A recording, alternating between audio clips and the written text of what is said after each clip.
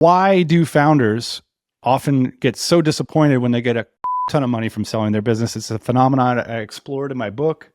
You can email me if you want a free copy. I just was reading this Reddit post of a guy who made a fortune and found himself lonelier and more depressed than ever. And it's actually really, really common. There's 4 reasons for this. There's a lot of reasons, but here's 4. The first is that the folks who buy your company will often basically destroy the soul of it.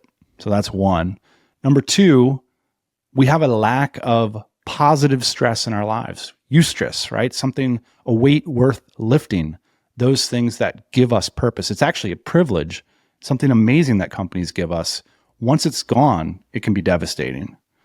The third is having to face down personal demons for the first time, and doing so with a lot of spare time and a lot of money.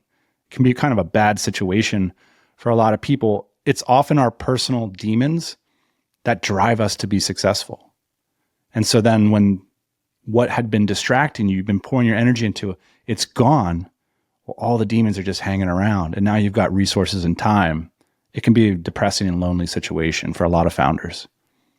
And finally, it's the lack of the platform. So even when you have a multi-7 and 8-figure exit, and you make sort of like those personal investments, it can be financially irresponsible just to spin up another company that has a big payroll, and to have that platform where you can put your ideas back into it. You have a team to work with. You have people realizing your vision in the world. That's all gone.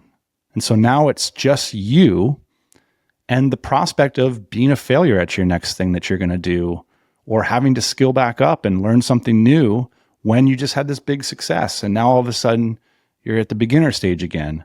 And it can, combine it with all these other things. And strangely enough, it's like 1 in 2, that's 50% of founders that have big exits report that they're really disappointed in those first few years. So something just to look out for as we pursue this sort of ultimate goal of being a founder, which is having a big exit.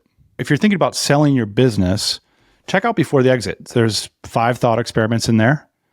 And there's no answers. It's just individual to each case, but the thought experiments are really fun. And if you go through them, you might have a little bit more of a perspective on whether it's the right decision for you.